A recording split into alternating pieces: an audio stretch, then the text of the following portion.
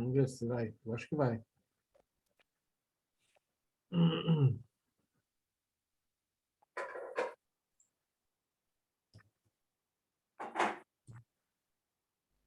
Tá.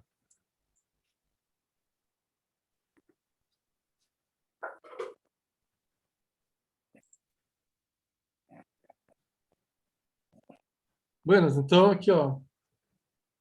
Vamos falar da parte do ferro e do aço aqui. Vamos falar um pouquinho sobre a obtenção de ferro e aço, né? E falar mais um pouquinho sobre a forma cristalina.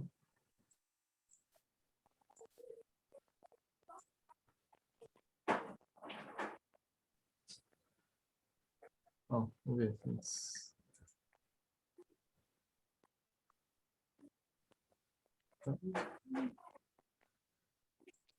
Ó.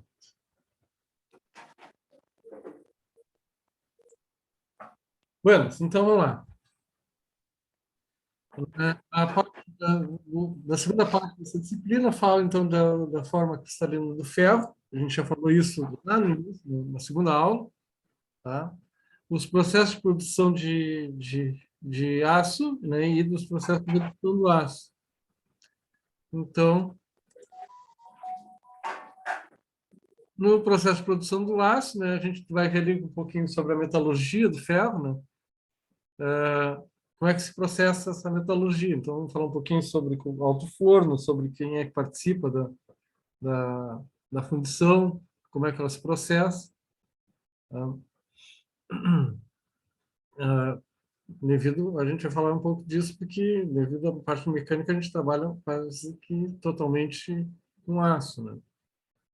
A gente trabalha com outros metais, mas a grande parte do que a gente trabalha tem a ver com ferro e aço.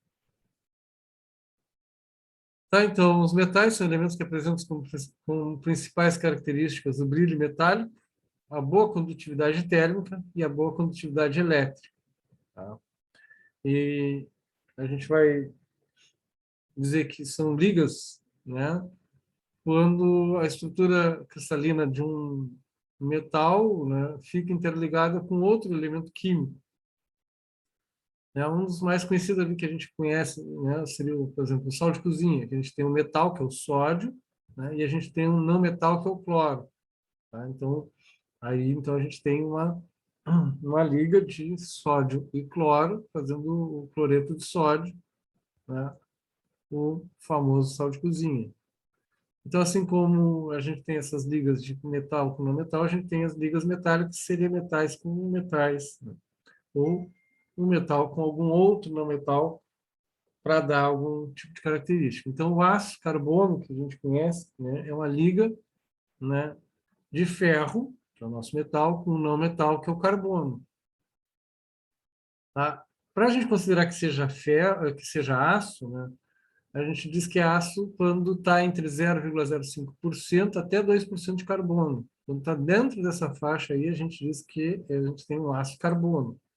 Acima de 2% até 6,7% de carbono, a gente diz que é ferro fundido, né?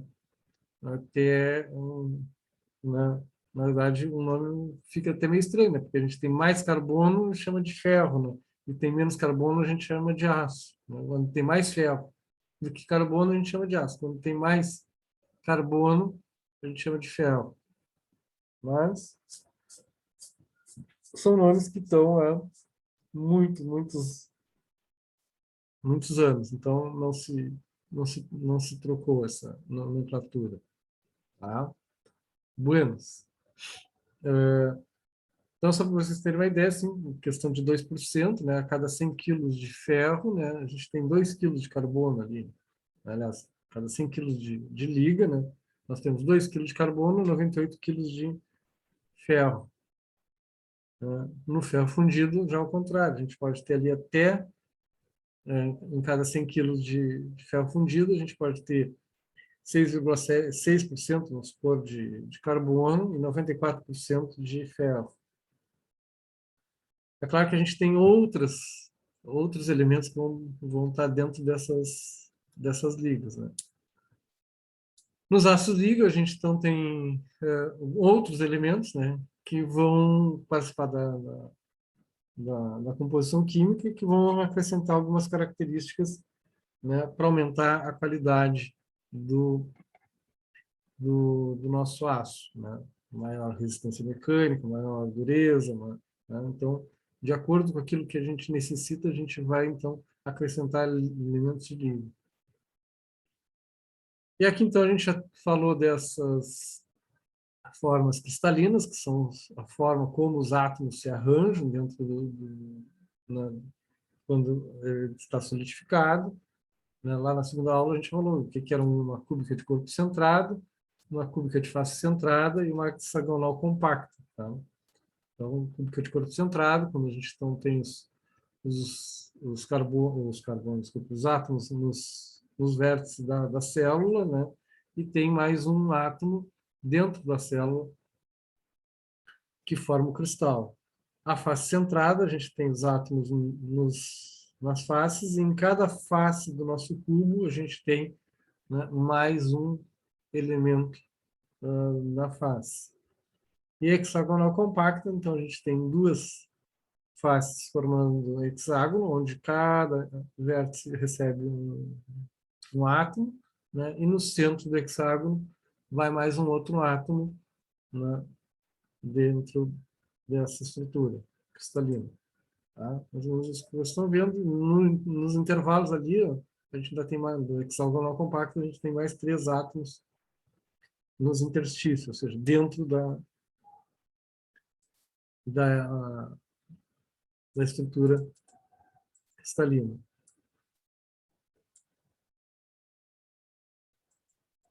Tá? E aí, como é que a gente vai obter o ferro? Então, a gente, né, vai fazer a redução do ferro, né, através de um forno. Né?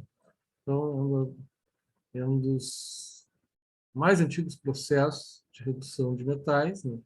Tem lá da época da Idade dos Metais, que, né, primeiro foi descobrir o bronze, depois descobriu o outro, né, o ferro, vem, não foi um dos primeiros descobertos de metais do homem, mas desde a antiguidade o homem já vem trabalhando, vem, né, há milhares de anos se utilizando do ferro. Né? Então já tem assim os registros assim lá na antiga Assíria, na Babilônia, no Egito, na Pérsia, na Índia, tá? Na China também. As pessoas esquecem um pouco da história chinesa também. Esse cara também é muito antigo o uso do ferro por lá, né? Depois também na Grécia antiga, na Roma antiga, né, estavam já usando o ferro e o aço, né, para fazer os seus utensílios e principalmente as suas armas de guerra. Né? Então, basicamente, o que nós temos no alto forno? Né? Então, a gente tem o forno é um, uma estrutura, né, que tem um revestimento interno de cerâmica, né, refratária, e ele vai ser alimentado, né, na parte superior com o coque, com o calcário, né, e colocado minério junto com esse coque, com esse calcário, que vai ser feita uma alimentação, e depois se faz, então, a queima do coque, né, por exemplo, o carvão que está tá ali em forma de redução do ferro, né, do minério de ferro, né. Depois que ele começa a queimar, começa a se reduzir, então na parte de baixo a gente vai ter saída de duas coisas, da escória e do ferro fundido. Tá? A escória é a parte que fica ali junto com o calcário, que é para tirar as impurezas, né? Então é onde ficam todas as impurezas que não são desejáveis na hora da fundição. E depois a gente tem, então, o ferro fundido que sai, né? Então ele é separado em termos de densidade. A densidade da escória é menor, ela vai ficar sobre a parte de cima, então ela vai ser por cima, e o ferro que tem maior densidade vai ser esgotado por baixo. Então, a matéria-prima principal na siderurgia, né, nós vamos ter o minério de ferro, o carvão e o calcário. Né? Quanto ao minério de ferro, a gente vai ter três, né, tipos mais, que são os mais importantes para a indústria siderúrgica. A gente tem a magnetita, né, que é o óxido de ferro 4, óxido de ferro 4. Tá? A hematita, que é o óxido de ferro 3, tá? E a limonita, que é um óxido de ferro 3 hidratado. Né? Quando dá queima, ele dispensa água. Tá? E depois a gente também tem o carvão, né, que é o combustível, o alto forno. E a gente pode usar, então, o carvão coque, esse carvão mineral, tá? Ou carvão, pode ser carvão a partir de madeira também. Tá? Sendo que o de maior rendimento é o carvão mineral, né, o coque. Então, qual é o papel do carvão nessa história? Ele vai fornecer o calor para a combustão e também vai fornecer o carbono, né, na redução do óxido de ferro. É ele que vai fornecer essa quantidade de carbono necessária para a redução do nosso ferro fundido. Né? Indiretamente, fornecedor de carbono como principal elemento de liga de ferro, usa, tá? E o calcário, que é o principal fundente, né? Que é o calcário? O carbonato de cálcio, né? Que, ao combinar-se com as impurezas, né, do minério, né, essas impurezas chamadas de ganga, né, e com a cinza de carvão, então vai formar a escória. Né? Então, o calcário está ali para fazer essa transição da escória, que é todas as impurezas que a gente não deseja no nosso... Opa,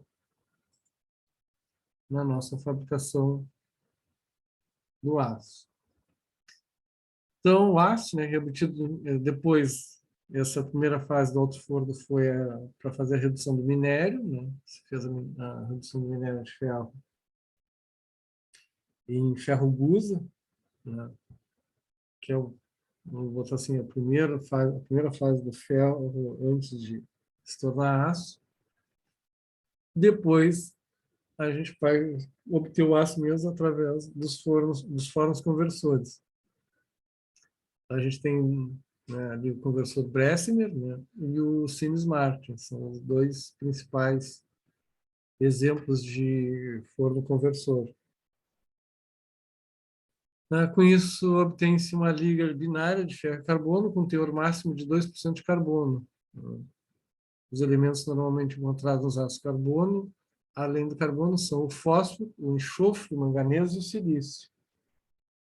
Tá? Muitas vezes, esses elementos químicos são adicionados para melhorar algumas características na fabricação do aço. Então, o fósforo é um elemento muito nocivo para o aço devido à fragilidade a frio que confere aos aços de alto carbono. Porém, apresenta aspectos favoráveis, pois aumenta a resistência à tração e à dureza dos aços. E, portanto, adicionado juntamente com enxofre, melhora a resistência à corrosão e à usinabilidade. Então, a gente tem que determinar para que tipo de utilização a gente vai ter o nosso aço para saber se a gente vai permitir ou não uma certa quantidade de fósforo. O enxofre é um elemento mais prejudicial do que útil, pois origina um fenômeno chamado fragilidade a quente. Então, a gente tem que procurar deixar ele sempre abaixo de 0,05% nos ácidos carbonos comuns e 0,025% nos ácidos liga. O enxofre, sim, é uma inclusão que é prejudicial, né? E tem que ser evitado. O silício, né, que é contido nos ácidos comuns com teores que variam de 0,05% até 0,3%, né? Ele dissolve na ferrita, do mesmo modo que o fósforo. sem afetar apreciavelmente a sua dutilidade, embora aumente ligeiramente a dureza e a resistência mecânica. Tá? Em alguns casos, esse silício vem nos aumentar um pouco a dureza, né? E vem nos dar um pouco mais de resistência mecânica. O manganês, o aumento do teor reduz a soldabilidade do aço, também permite que o envelhecimento seja retardado e proporciona um aumento no limite de resistência à fadiga, na resistência à corrosão e na tenacidade do aço. O carbono, né, que é o principal elemento, né, é responsável pelo aumento da temperatura de transição e resistência à dureza, porém reduz a dutilidade, tenacidade e soldabilidade. As quantidades de carbono adicionadas no material devem, então, ser restritas ao, no máximo, 0,3%, ou em função das demais quantidades de outros elementos, de forma a não manter o grau de soldabilidade e resistência desejado. O alumínio não deve ser superior a 0,2%, né? Que o alumínio reduz a temperatura de transição e aumenta a tenacidade.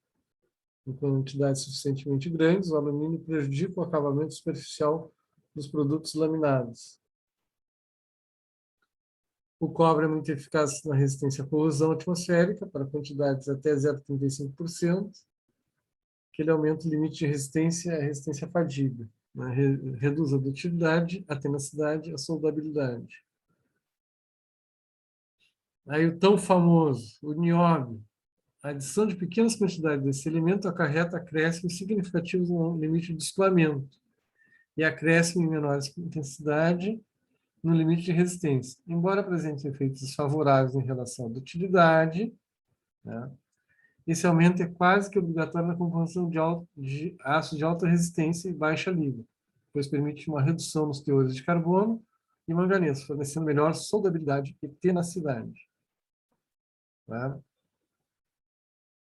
O cromo melhora o comportamento a temperatura até 500 graus, em comparação com o aço carbono. A adição também melhora a sua resistência mecânica e resistência à corrosão.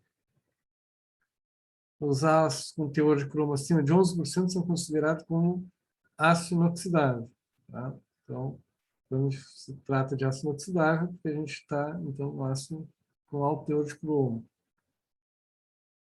O molibdênio, né, melhora a soldabilidade, assim como o cobre melhora o comportamento do aço quando sujeito a altas temperaturas. Seu limite de escoamento, a resistência e a abrasão também são melhorados. Tá?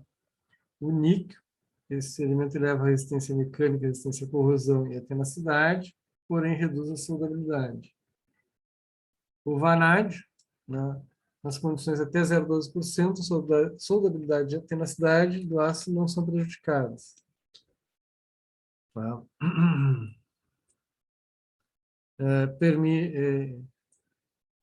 Eleva a resistência à abrasão, o limite de resistência e a resistência à deformação dentro.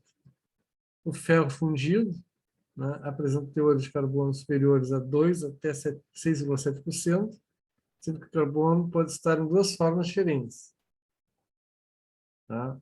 O carbono combinado, na forma de cementita, e o grafítico, na forma de grafito. Então, só voltando um pouquinho aqui, né, essa história do nióbio, por que não se utiliza tanto o nióbio? É porque tudo que pode ser feito com nióbio, a gente pode fazer também com molibdênio, que é mais abundante na natureza. Tá? As mesmas características que a gente conseguiria com nióbio, a gente pode conseguir com molibdênio. Tá? Isso só para ter uma informação que eu ando ultimamente falando muito no bendito do nióbio como elemento de liga dos aços. Bom, terminado parênteses, vamos falar um pouquinho dos ferros fundidos. Né? São ligas de ferro e carbono com teores, né, desse último acima de 2,1%. O silício está quase sempre presente e contém outros elementos residuais, né, de processo ou propositalmente adicionados. A maioria dos ferros fundidos comerciais apresentam teores de carbono até 4%. São, em geral, produzidos a partir de ferro gusa, refundido e sucatas, né, mediante procedimento e etapas para reduzir teores de elementos indesejáveis, como fósforo e enxofre. a composição torna-se excedente, a composição torna os excelentes para a fundição. A fabricação de ferros fundidos é várias vezes superior a qualquer outro metal fundido, exceto lingotes e tarugas de aço que serão posteriormente trabalhados.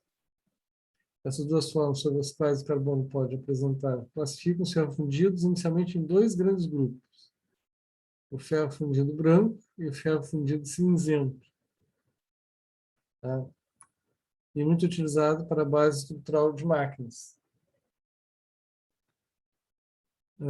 O ferro fundido branco está na forma combinada, está sob a forma combinada. A fratura da peça é o aspecto branco. Então, como é que a gente, né, faz a diferenciação? Quando a gente vê uma parte do ferro fundido e ele está fraturado, e a gente verifica essa fratura, né? E, enquanto que um tem uma fratura, um aspecto acinzentado, o outro vai ter um aspecto esbranquiçado. É bem assim, se vocês colocarem dois ferros fundidos um do lado do outro, né, dá para ver bem a diferença entre o branco e o cinzento. Tá? Esse aspecto branco se dá pela ausência de grafite, né? Uma vez que quase todo o carbono está na forma de carboneto, esse ferro fundido branco ele é extremamente duro e resistente ao desgaste, mas ele é quebradiço, tá? E difícil de usinagem, mesmo com as melhores ferramentas. Em peças, suas aplicações são limitadas. Há casos onde a dureza e a resistência à abrasão são fundamentais, né? Então, cilindros de laminação, matrizes de estampagem, etc., em geral é usado na forma mesclada. Nesse caso, alguns elementos de liga, como níquel, crômio e molibdênio, podem ser adicionados para controlar a profundidade da camada e melhorar a resistência de desgaste e oxidação. O ferro fundido cinzento está sob a forma de grafito, o aspecto da fratura é escuro, tá? Acinzentado bem escuro. Seu teor de carbono está na ordem de 2,7 a 3,7% de carbono e de 1% a 2,8% de silício. Assim denominado devido ao aspecto da superfície recém-cortada, isso ocorre com a função da existência de veios de grafito sobre uma matriz de perlita ou de ferrita, ou uma combinação de ambas. Os veios de grafito exercem considerável influência no comportamento mecânico. Eles produzem aumentos localizados de tensões que podem iniciar pequenas deformações plásticas, sob tensões relativamente baixas na peça e trincas sob esforços maiores. Como resultado, uma peça de ferro fundido cinzento não tem na prática comportamento elástico, mas dispõe de um elevado fator de amortecimento de vibrações, característica importante no caso das máquinas superatrizes.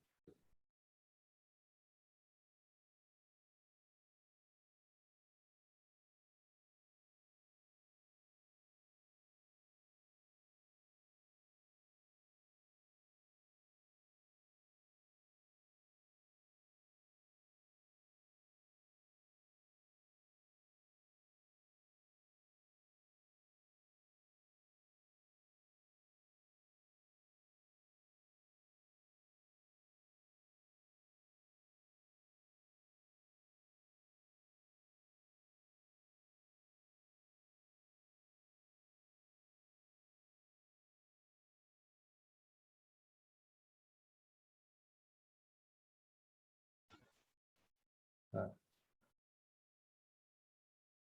Pessoal, dá para vocês... Opa, deu um retorno. Eu tenho mais ou menos até onde vocês chegaram a ver, chegaram a escutar a parte do ferro fundido branco ou não?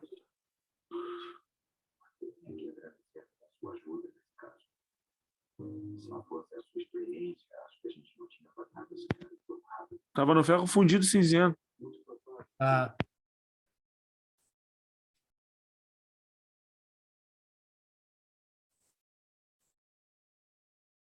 Vamos lá, então, de novo ali. Então, o ferro fundido cinzento, né? Ele está na forma de grafito, né? O aspecto da fratura é escuro, né? Primeiro por causa de... Não está aparecendo o compartilhamento. Não está aparecendo? Eita, pô. Não. Hoje tá bom, né? Tá bom o negócio. Estamos vendo só o gato, só o gato. Só o gato. Gatinho nós estamos vendo. Gatinho nós estamos vendo. Ah, o gato chato tá aqui, né? Não quer me largar, né? Não, ele vem, né? Vem vindo se enfiando aqui, né? Eu tenho o cachorrinho também que se vê bem louco. Vamos lá. Vou botar aqui. Então, no ferro fundido cinzento, que está sob a forma de grafite, né? O aspecto da fratura é escuro. O teor de carbono está ali entre 2,7% e 3,7% de carbono, e o de silício entre 1 e 2,8%. Tá? Então, ele tem esse nome de cinzento, é devido ao aspecto da superfície recém-cortada, né? Então, quando se corta, né, se vê esse aspecto cinzento, devido à existência de veios de grafita sobre uma matriz de perlita ou de ferrita. Tá? Não para, gato, sai. Os veios de grafita exercem considerável influência no comportamento mecânico. Elas produzem aumentos localizados de tensões que podem iniciar pequenas deformações plásticas sob tensões relativamente baixas nas peças e trincas para esforços maiores, né? Então, essas veios de grafita, né, podem nos fornecer isso, né, no início das pequenas trincas internas. Então, esse ferro fundido cinzento, ele, na prática, né, não tem um comportamento elástico, né, mas ele tem um elevado fator de amortecimento às vibrações, o que é bom, né, em alguns aspectos, principalmente para fazer as bases de máquinas transoperatrizes. Os tipos de ferro fundidos são produzidos em diferentes aplicações, como ferro fundido mesclado, coquilhado, malhável e nodular. Pode-se resumir algumas vantagens do ferro fundido cinzento, como elevada capacidade de amortecimento de vibrações, como já foi dito antes, né, que é desejável quando a gente quer fazer a base para algumas máquinas operatrizes. Usinagem facilitada pelos veios de grafita, que favorece a quebra de cavacos e a durabilidade das ferramentas. Razoavelmente resistente à corrosão de vários ambientes comuns, tá? E boa fluidez, facilitando a fundição de peças complexas. Então, ao contrário do ferro fundido branco, né, que é de difícil usinagem, quase impossível, né? E o ferro fundido cinzento, então, ele tem já uma usinabilidade. Boas características de deslizamento a seco devido à presença da grafita e baixo custo de produção. E a desvantagem, né? Os veios da grafita atuam como espaço vazio, né, reduzindo a resistência mecânica. Normalmente a tensão máxima de trabalho recomendada é 1/4 da tensão de ruptura e a carga máxima de fadiga é 1/3 da resistência de fadiga. Ele é quebradiço, ele é pouco resistente a impactos, né? E características de usinagem variam com as dimensões de seção da peça. Tá? Então, as faixas típicas de composição de carbono é de 2,5 a 4% de carbono, 1 a 3% de silício, 0,3 a 1% de manganês, 0,05 a 0,25 de enxofre, 0,1 a 1% de fósforo. Tá? O limite de resistência à tração varia de 140 a 410 megapascal. Né? Pode receber elementos de liga a ser tratado termicamente para melhores propriedades mecânicas, térmicas ou químicas. Tá, os ferros fundidos cinzentos são empregados em estrutura de máquinas e peças fundidas diversas, sem grandes exigências à resistência mecânica. O ferro fundido dúctil, ou nodular, é amplamente empregado para apresentar um bom compromisso entre custos e propriedades mecânicas. Então, ele tem um bom balanço, né, entre custo e benefício. Né? Algumas delas próprias dos aços. A dutilidade é claramente vista pelos valores de alongamento, pode chegar a 18%, né, até mais, no caso de 25%. O limite de resistência à tração pode ser tão alto quanto 800 megapascal.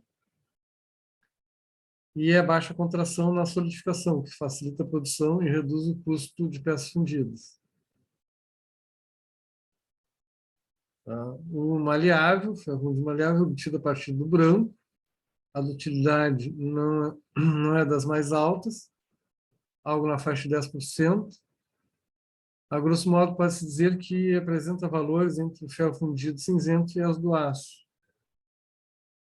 E a gente tem aqui como vantagem a facilidade de usinagem e boa resistência ao choque, mas apresenta certa contração na solidificação que exige cuidados na fundição para evitar falhas. Tá? Então, o maleável, que é a partir do branco, tá? Ele já tem uma característica de usinabilidade melhor do que só do ferro fundido branco. Então, e com isso a gente tem então uma boa resistência ao choque. Aqui temos uma figura, né, de como é o processo de redução de minério de ferro. Tá ali então o alto forno aqui na primeira figurinha ali, né, que vai receber o minério de ferro na forma de pelotas, tá? São bolinhas de minério de ferro, tá? Vai mais o carvão, tá? E depois, então, que ele é na forma coquilhada, mas o calcário, né? Então, posso ter aqui com gás natural a redução direta, né, que produz ferro metálico sólido, ou em alto forno, que produz o ferro gusa, né, líquido a partir do minério. Então, aqui a gente no ferro gusa recebe tanto quanto o minério de ferro com carvão e o calcário. O forno elétrico é o forno que reduz o aço líquido, né? Então, aqui já é para redução para formar aço, tá? A parte de aço reciclado eu posso usar tanto no forno elétrico quanto no conversor. Aí, mais ou menos essas informações básicas. Aqui já é o processo de conformação mecânica, que a gente já viu. Então, depois que virou aço, aí vai para os processos, para os diversos processos de conformação que a gente viu, né? De repente, o primeiro ali já é o de laminação, né? Para laminar blocos e tarugos, né? Ou lamina chapa, ou lamina blocos e tarugos, e os blocos e tarugos depois passam para aqueles outros processos mecânicos que a gente viu. Pode ser de extrusão, todos aqueles que a gente viu na produção de ferro gusa. Na produção de ferro gusa, a gente tem, então, as estruturas do alto forno, e a gente tem o cadinho, né, que basicamente é a parte que tem refratário cerâmico, a rampa, né, onde vai ser a região mais quente do forno, e a cuba, que é a parte de maior altura que sustenta a sua extremidade superior do sistema de carregamento. Tá? Os processos de obtenção do aço, muitas substâncias da natureza apresentam em sua estrutura uma combinação de elementos como, por exemplo, água. Estamos falando aqui da fórmula, né? Então, como H2O. Tá? Mas o que seria a nossa principal matéria-prima para o aço? Nossa principal matéria-prima para o aço é o minério de ferro. Tá?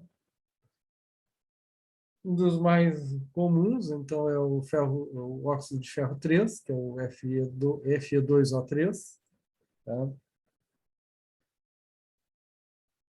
Que podemos observar que o oxigênio está agregado ao ferro, né, sendo necessária a sua remoção através de um processo denominado de redução do ferro.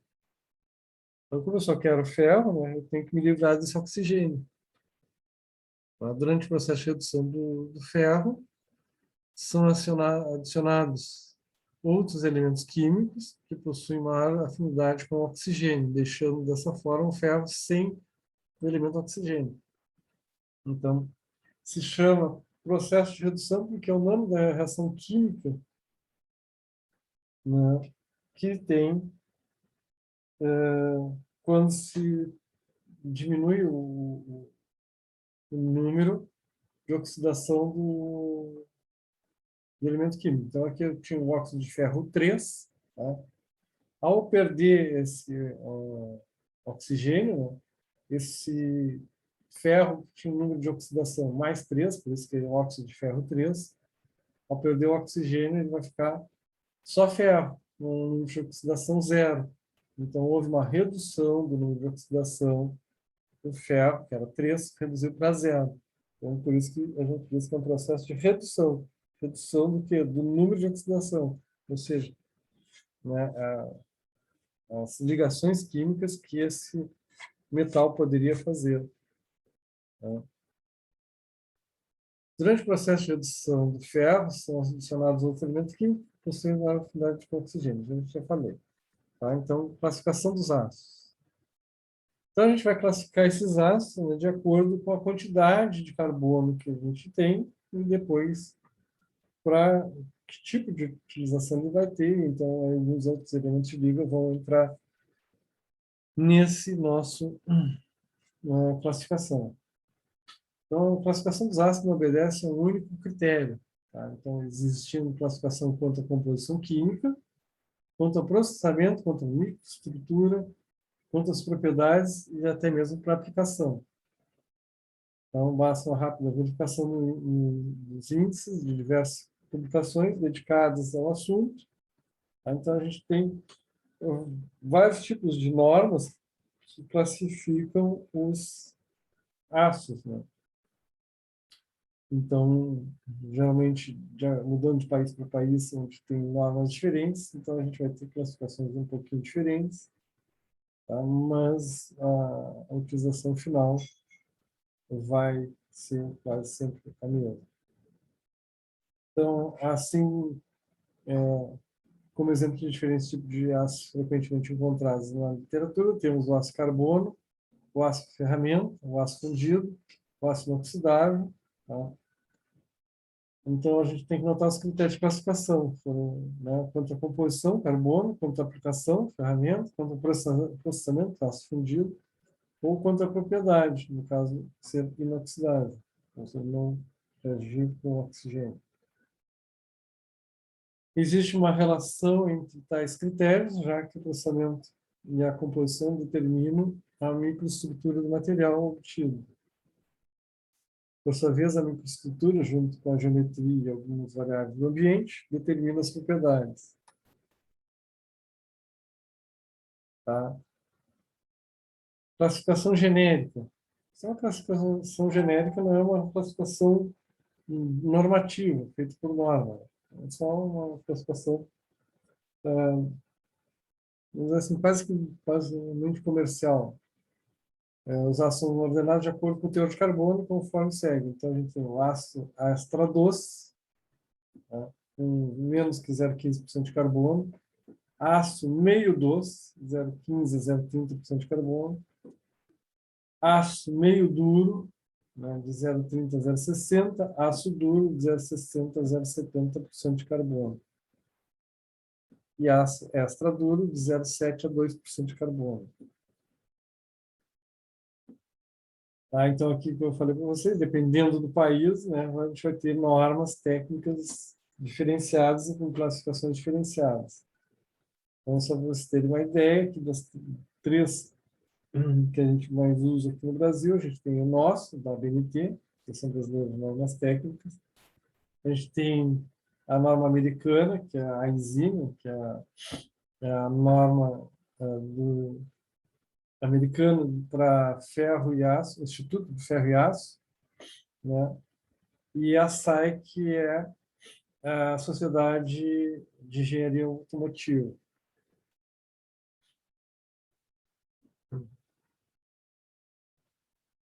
Tá, então, as normas americanas, né, SAI, a ISI, né, usam uma designação normativa que estabelece uma chave alfanumérica para a identificação dos aços, né, que segue o seguinte critério. Então, tem duas letras, Y, né, que é o tipo de aço.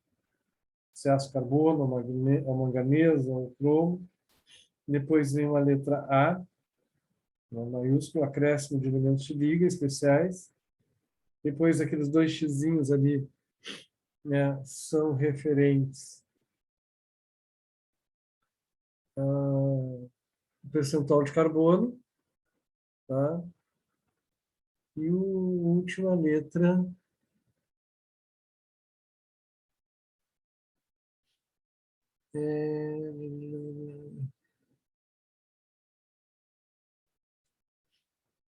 é da qualidade, né, do aço. Então, assim, primeiro ali, ó, vamos ver tipo ali, aço ao boro, né? Então, o B vai vir no meio ali da numeração. Tem uma numeração antes, uma numeração depois do B, e o B, então, vem dizer que ele é um aço ao boro, né? Aço ao chumbo, vem um L, denotação para o chumbo. Aço vanádio vem um V, tá? E depois o percentual de carbono contido no aço, tá? Então, assim que é feito pela enzima. Então, aqui, ácidos comuns ao carbono possuem apenas ferro, carbono e impurezas normais. Ácidos ligados contêm elementos de liga. Então, aqui é mais ou menos um exemplo de classificação que a gente tem aqui, ó, entre a SAI e a ISI, tá? Qual a diferença? Então, o SAI é aquilo mais ou menos que a gente conhece, como ali, 10xx, 1020, 1030, 1045, 1050, tá? Então, o 10 diz que é aço comum. E os dois últimos números, for 1020, né? O que é o 20? 20 quer dizer que é 0,2% de carbono. Né? 1040. 1040 é 0,4% de carbono. Tá? E a ESI só bota um C na frente, para ficar diferente ali. Mas, basicamente, quase que a mesma coisa que a SAI. Né? O 1120, né, é um aço, 1120 seria um aço para usinagem. Né? 13 é um aço manganês. Se vier com 13, depois mais uma numeração, sei lá, um 1340, 13, né? 1340 seria um aço manganês. Ele teria 1,75% de manganês e 0,4% de carbono. Aço ao níquel, 23, né, com 3,5. 25 é um aço níquel de 5%. 31, aço níquel cromo, 1,25. 33, níquel cromo, 3,5%. Né? Com 1,5% de cromo. O aço 40, né? É o aço molibdênio, com 0,25% de molibdênio. 41 é o cromo molibdênio, 0,5%, 0,9% de cromo, 0,12 ou 0,20 de molibdênio. 43, né? Um aço níquel-cromo com molibdênio com 1,8% de níquel, 0,2% de ou 0,25% de molibdênio. Tá? Esse é um dos mais conhecidos, como tipo 43, 40. Né? 46, aço níquel molibdênio com 1,5 e 1,5, 1,8 de níquel, 0,2 e 0,25 de molibdênio. Então, aqui só tem alguns, né? Depois vai aparecendo mais outros ali, o 86, né? O 50, 51. Tá? Então, não vou ficar lendo todos aqui, mas só para vocês saberem que, então, que os dois primeiros vai identificar, né, o tipo de liga. Quanto à composição, o aço carbono é a composição da liga que confere ao aço o seu nível de resistência mecânica. O ferro gusa é a primeira etapa da fabricação do aço. Né? Então, a primeira coisa que tem que fazer então, na conversão é transformar o óxido de ferro em ferro gusa.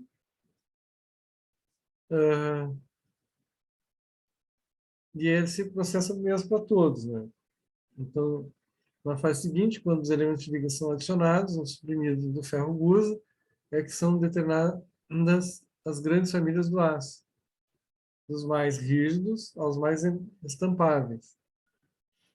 O carbono é o principal elemento endurecedor em relação ao ferro. Outros elementos como manganês, silício e fósforo participam igualmente do ajuste do nível de resistência do aço. Tá? Ácido de baixo carbono, então, são aqueles todos que estão abaixo de 0,3%. Tá? Tipo 1020, 1030. São aplicados em situações que exigem dutilidade elevada, né? Então, chapa para estampagem, tubo, fio para arame, né? Liso, arame liso, arame farpado, tela. Né? Nesse caso, o estado de fornecimento pode ser laminado a quente, recozido ou normalizado, coisa que a gente já viu nas aulas passadas. Pode ser aplicado em situações que envolvam exigências quanto à soldabilidade, pois o baixo carbono é necessário para evitar a formação de martensita que ocorre no resfriamento subsequente à soldagem. Os ácidos de baixo carbono, quando combinados com elementos de liga e cementados, são aplicados quando se necessita combinar resistência com desgaste.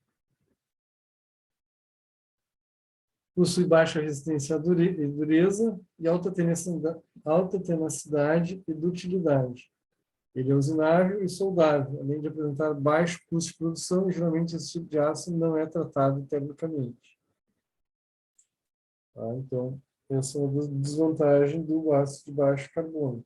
Ele tem boa utilidade, né, tem alta tenacidade, mas ele não tem dureza, né, tem baixa dureza, então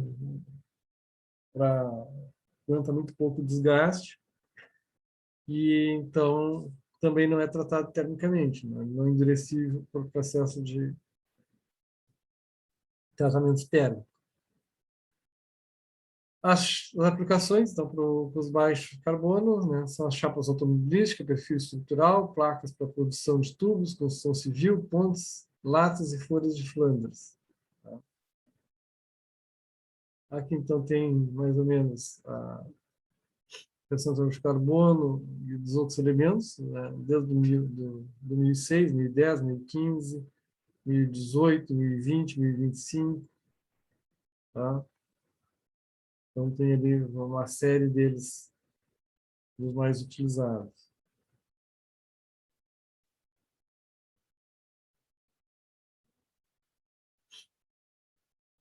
Ácido de médio carbono, tá entre 0,3% e 0,5% de carbono.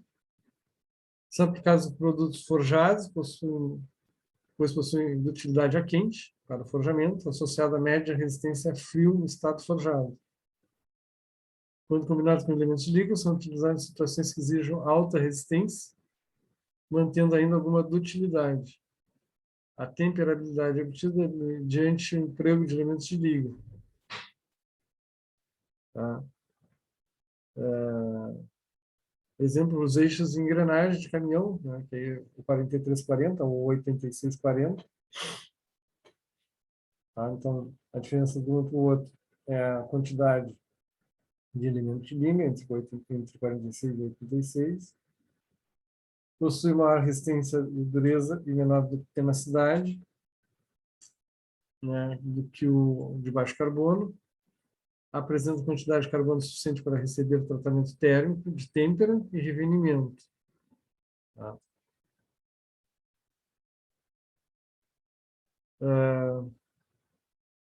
Aplicações, rodas e equipamentos ferroviários, engrenagens, virabrequins, entre outras peças de máquinas que necessitam de elevada resistência mecânica aos desgastes e tenacidade. Se usa bastante para fazer eixos, né? Então, aqui, então, a gente tem ali, ó, uma série das famílias dos ácidos de médio carbono. Então, 1030, 35, 38, 45, 41, 35, 41, 40, 51, 35. Tá?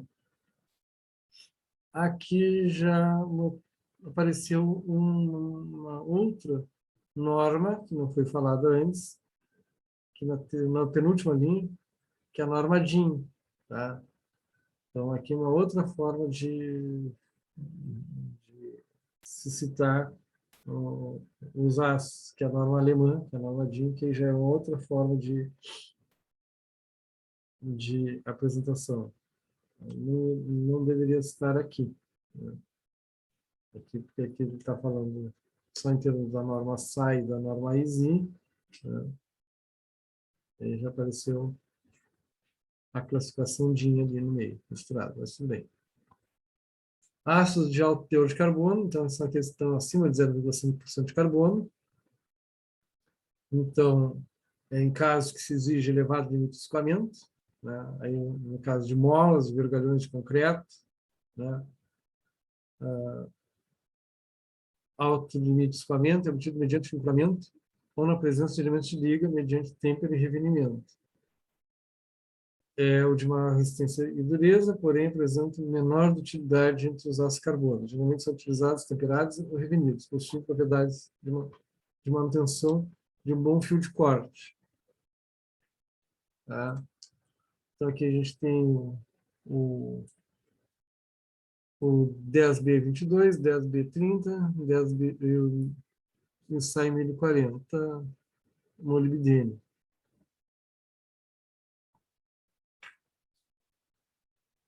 As aplicações, então, desses de alto teor de carbono, para fazer talhadeira, para fazer serrote, martelo, faca, ou seja, instrumentos de corte em geral, tá? Porque pode ser, então, temperado e revenido. Qualidade do aço carbono segue uma divisão padronizada na indústria, o que permite que fornecedores e consumidores se comuniquem coeficientes e grupos de descrição de qualidade utilizados são os seguintes: semi-acabados para forjamento estrutural, placas, barras laminadas a quente e barras acabadas a frio, chapas finas laminadas a quente, chapas finas laminadas a frio, chapas com esmaltagem porcelânica, chapas chumbadas comprimidas, galvanizadas, revestidas com zincagem eletrolítica, bobinas laminadas a quente, laminadas a frio, folhas de Flandres, arames achatado, tubo estrutural, tubo para oleoduto, produtos tubulares para campos petrolíferos, produtos tubulares especiais, fios máquinas laminados a quente. Aí depois a gente tem os aços ligados, né, os aços finos, né? Então, o uso de elementos de liga geralmente é feito nas seguintes finalidades. Por que a gente então vai usar esses elementos de liga? É para aumentar a profundidade de têmpera, para aumentar a resistência ao revenido, tá? E para introduzir propriedades especiais, como resistência à corrosão, no caso dos inox, tá? Ao desgaste, como no caso do Redfield, né? Que é resistência quente em aço ferramenta para aços rápidos. Então, a gente vai dividir esses aços ligas em 3 grupos, né? De baixa liga, média liga e alta liga. O baixa liga são aços cuja quantidade de elementos de liga é inferior a 5%. Né? E a finalidade desses elementos é aumentar a temperabilidade, ou seja, dar melhor condições de têmpera, né? E ter uma resistência ao revenido. Os elementos típicos são o cromo, o molibdênio, o níquel, o manganês e o silício. Tá? Eles têm qual a finalidade? Então, mais uma vez, falando que tem que ser para aumentar a temperabilidade, né? Geralmente em peças de grande porte, né? Que deve ter alta resistência no núcleo. E deve facilitar a transição, ou seja, aumentar a queda da dureza entre o núcleo e a superfície do aço cimentado. Então, elevar a dureza das camadas nitretadas pela formação de nitretos de alumínio ou de cromo. Os de média liga, então os elementos de liga ficam entre 5% e 10%. Eles são aplicados em situações que envolvem elevada resistência mecânica em temperaturas elevadas, tipo acima de 500 graus Celsius. Tá? Então, pode ser para trabalho a quente, né, no caso de matrizes, né? ácido tipo H, que tem 0,3% de carbono, 5% de cromo, 1,5% de molibdênio e 1% de silício. Há ainda casos onde se exige resistência ao impacto associado com elevada dureza, tais como as ferramentas para trabalho a frio temperáveis ao ar. Então, esses aços aí têm elevada temperabilidade. Né? Pode ser utilizado, então, matriz de recorte, de estampagem, lâminas de tesoura, guilhotinas, né? Eles apresentam baixas distorções após a têmpera. Então, eles podem ser resfriados ao ar. Tá? Depois, o de alta liga, onde os elementos de liga, né, estão acima de 10%. Ele, os elementos de alta liga, desculpa, vão estar ali para conferir um aumento na resistência, né, à oxidação, né, no caso dos inox, onde a gente vai ter uma quantidade de cromo acima de 12%, para aumentar a resistência mecânica e ao desgaste, onde o manganês está em 0,85, o silício 12, o cromo, aliás, o 2% de carbono, 0,3% de manganês, 0,85% de silício, 12% de cromo e 0,75% de vanádio. Tá? Sendo aplicáveis em matrizes para forjamento e estampagem.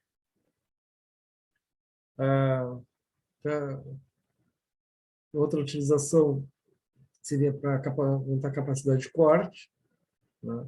Como nos casos aços rápidos, com ferramenta de corte na usinagem. Né? E aí a gente tem ali 0,85% de carbono, 0,3% de manganês, 0,35% de silício, 4% de cromo, 1,5% de vanádio, 1% de tungstênio, não, 1,5% de tungstênio, 1% de vanádio e 8,5% de molibdênio. Tá? A capacidade de endurecer sob impacto, né, com os ácidos Redfield, né, tem que ter 1% de carbono, 12,7% de manganês e 0,5% de silício. São utilizados nos moinhos e martelos para britagem de rochas. Esses ácidos são austeníticos e se transformam em martensíticos sob impacto com as rochas durante o serviço. Depois a gente tem os ácidos de alta resistência e baixa liga. As normas AISI não classificam como ácidos ligados, né? No caso, tipo, que nem o 43, 40, 86, 20, apesar de conterem elementos de ligas adicionados para fins de obtenção de resistência mecânica. Os ácidos de alta resistência e baixa liga apresentam resistência entre 300 e 700 megapascal, tendo sido desenvolvido para elevar a relação entre a resistência e peso, visando a aplicação em estruturas móveis. A soma de elementos de liga geralmente não ultrapassa 2%, né? E o teor de carbono situa-se abaixo de 0,3%. Depois a gente tem a classificação dos aços quanto ao processamento, né? Então a gente vai ter aços que estão visando mudar de forma, né? Então esses processamentos que visam pôr uma formação com formação mecânica, pode ser a frio ou a quente, como a gente já viu, né? No caso da laminação, da extrusão, da triflação, ou pode ser por fundição ou consolidação por sinterização. A sinterização é conhecida por metalurgia do pó, né? Que é a forma, por exemplo, quando a gente consegue produzir as pastilhas de usinagem. Né? As pastilhas, então, a gente usa que aquelas pastilhas estão no processo de sinterização. Porque ali a gente tem a gente tem o metal junto com o aglomerado que foi compactado, né, sobre alta pressão para se apresentar daquela forma, de ter alta dureza depois. Assim, existem as trabalhadas a quente e a frio, fundidos ou sinterizados. Os procedimentos que visam alterar a estrutura são os tratamentos térmicos, tais como recozimento, normalização, recristalização, que a gente falou lá no início também do nosso módulo aqui. Tá? Acho que na segunda aula foi que eu falei sobre esse processo que modificam a estrutura. Depois a gente pode classificar esses ácidos quanto a microestrutura, né? Essa classificação de acordo com a microestrutura é típica da área metalúrgica, existindo os seguintes grupos: os ácidos encruados, depois a gente tem os ferríticos, perlíticos e os martensíticos, os bainíticos e os austeníticos.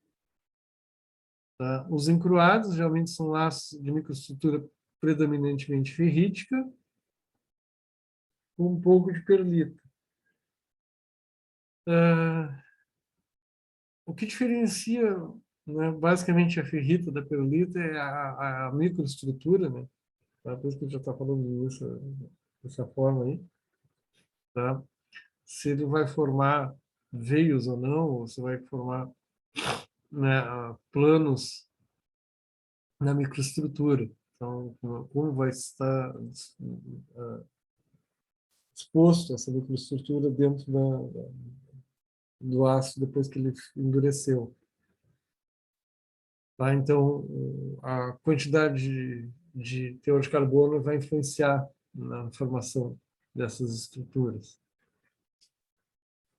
Os ácidos ferríticos perlíticos, né, possuem teor de carbono abaixo de 0,8%, são resultantes de processos em que houve resfriamento lento, tais como material trabalhado a quente, recozido ou normalizado. O martensítico são os ácidos constituídos de martensita revenida, geralmente são aplicados em situações que exigem resistência elevada ao longo de toda a seção transversal, tais como eixos e punções. Os ácidos martensíticos são com carbonetos primários, são aplicados em situações que exigem resistência ao desgaste elevado.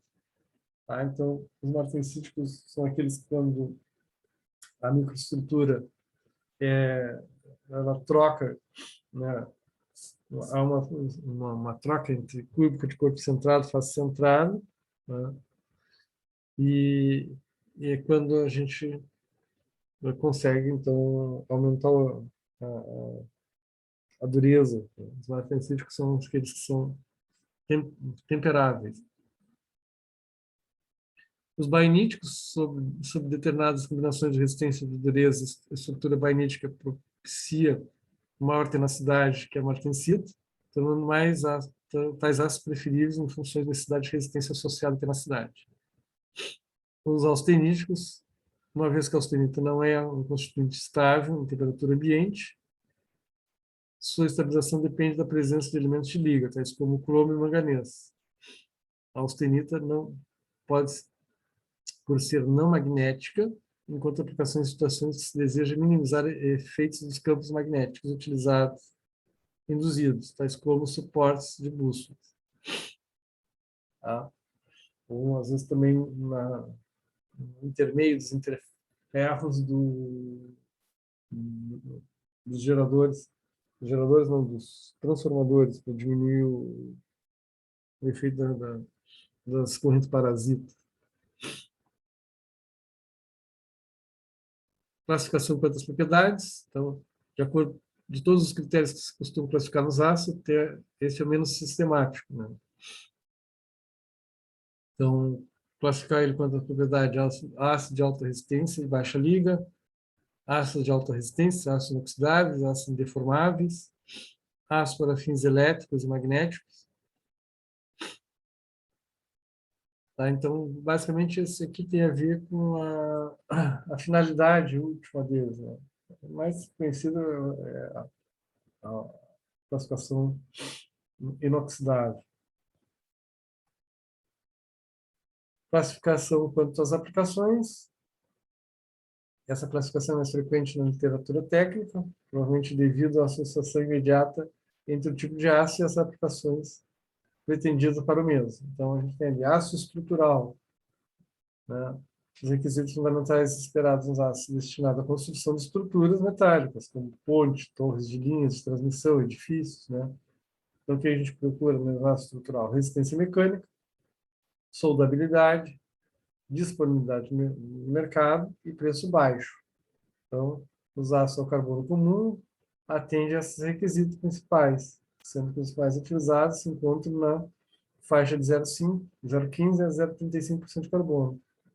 Né? Então, a gente tem aí, pode ser o SAI, né? Botou aí Z, mas é mesmo SAI 1015, 1020, 1020.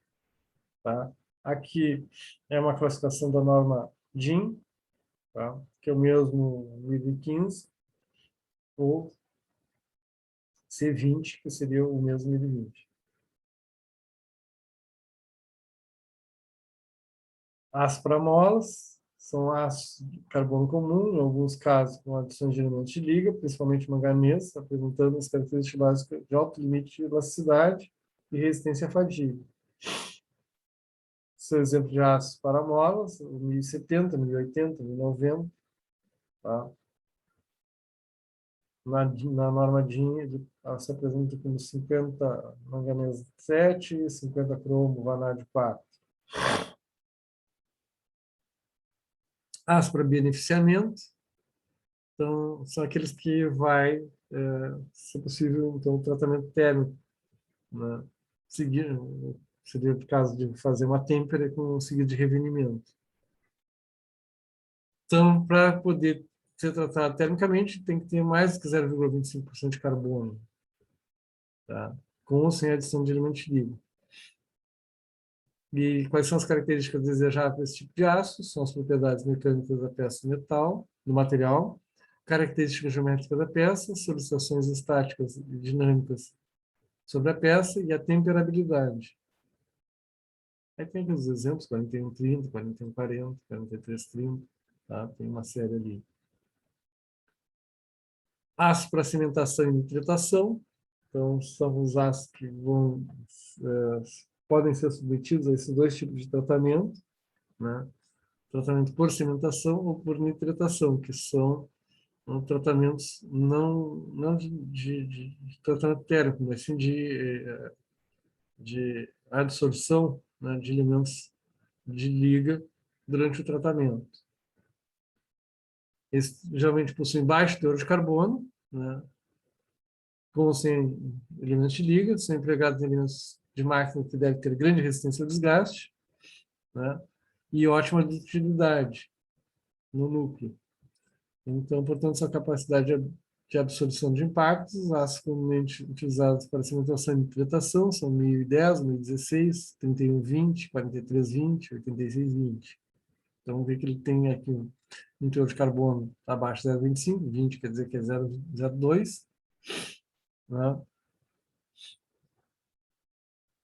Mas eles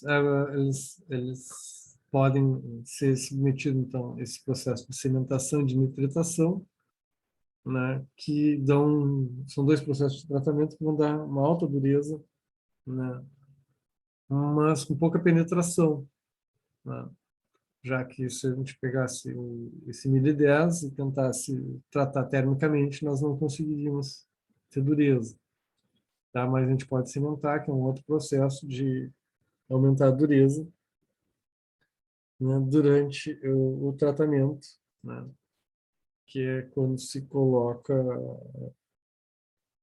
o aço sobre o processo de absorção de carbono ou de nitrogênio, né, através de forno. Aço para ferramentas, aços são particularmente importantes, pois são empregados na fabricação de peças e utensílios, são utilizados na fabricação de outras peças e utensílios. Tá? Então, a gente tem ali fieiras, matrizes para injeção de plásticos, bits de usinagem, martelos pneumáticos, né? Os primeiros aços ferramentas, que ainda utilizados atualmente, foram aços comuns ao carbono, sem elemento de liga. Mas aí, a partir de 1868, muitos aços complexos altamente ligados foram desenvolvidos usando atender às crescentes exigências e severidade de serviço. Conforme a indústria foi crescendo, eles tiveram que se pesquisando e produzindo outros tipos de aço que não tivessem um desgaste tão elevado.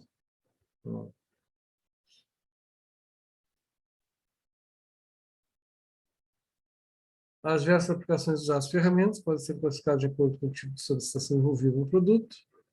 Então, a gente tem ali ferramentas para trabalho a frio, né? Aplicações que ocorrem na temperatura ambiente ou abaixo de 200 graus Celsius. Então, como matrizes para estampagem, dobramento, compactação de pós, facas industriais, tesouras, ferramentas de corte, de usinagem de papel, madeira, pinos, guias, punções, calibres, padrões, instrumentos de medição.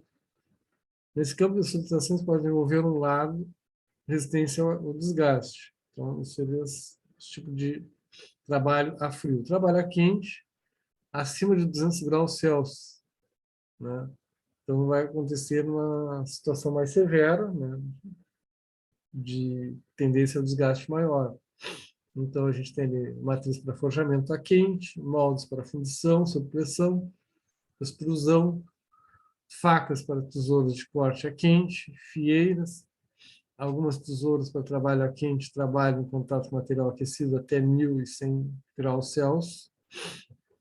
Tá? Então, aí a gente teria esse tipo de ferramenta. Ferramentas de usinagem, né? São aplicações ainda mais severas que a anterior, né? Pois se trata de arrancar material utilizando contato de metal contra metal. Então, para que isso ocorra, né, deve apresentar maior dureza e resistência ao revenimento, ter uma elevada resistência ao desgaste, né, em temperaturas elevadas, né, já que ele vai trabalhar de modo contínuo e as temperaturas de contato ali, quando está arrancando o cavaco, pode ficar entre 550 e 600 graus Celsius. Então, aí a gente tem as brocas, os alargadores, os machos, os cocinetes, as fresas, os bits, né, ferramentas de corte, desbaste, acabamento para tornos e ferramentas para plainas. Os requisitos gerais, essas ferramentas matrizes são fabricadas por usinagem, estando material com baixa dureza, por exemplo, estado recosivo ou coalescido, e após atingida a forma desejada para o produto, mesmo sofre tratamento térmico para que se desenvolvam as propriedades necessárias para a aplicação específica. Tá?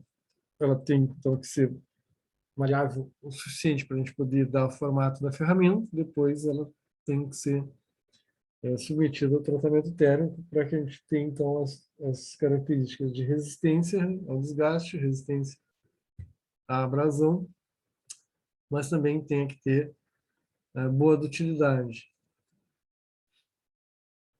As ferramentas apresentam uma metodologia racional de classificação, uma vez que alguns são identificados por meio de têmpera empregada em seu tratamento e outros pelas propriedades. Tá? A classificação abaixo é adotada pela AISI e pela SAI. Tá? Na tabela 9, abaixo temos listadas as composições de diversos tipos de aço ferramenta.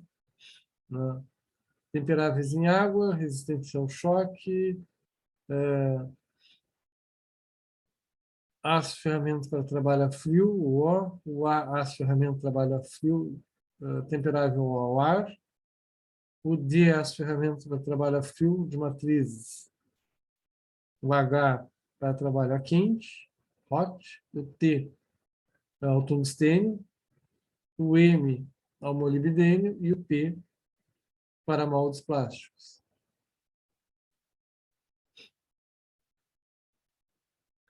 Aqui, o que mais que a gente tem? O que acontece com... Bom, vamos só falar por alto aqui, né, cada um desses elementos aqui, o que eles fazem nas propriedades. Né? O fósforo, né, prejudica os aços, tornando-os frágeis e quebradiços. O enxofre é prejudicial, porque, além de frágeis, torna os aços ásperos e granulosos. O carbono, já, todo mundo está aqui já sabendo que é o principal elemento de liga. O silício tem a função desoxidante na fabricação do aço. Tá? O manganês atua como desoxidante também e dessulfurante. O cromo é adicionado em função principal ao elevar a temperabilidade. O que mais? O vanádio atua de forma desoxidante, né?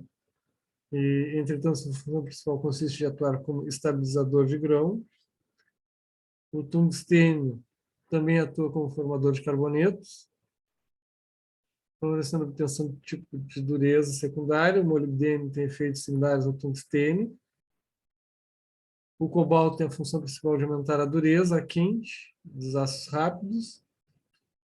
O alumínio tem efeito semelhante ao do silício devido à sua grande afinidade com o oxigênio. E o boro, em quantidades que variam de 0,01% a 0,03%, melhora a temperabilidade e a resistência à fadiga. E o chumbo, em pequenas quantidades, esse elemento melhora a usabilidade do aço sem qualquer prejuízo às propriedades mecânicas. Tá? E aí a gente vai dar uma paradinha hoje aqui, na página 140.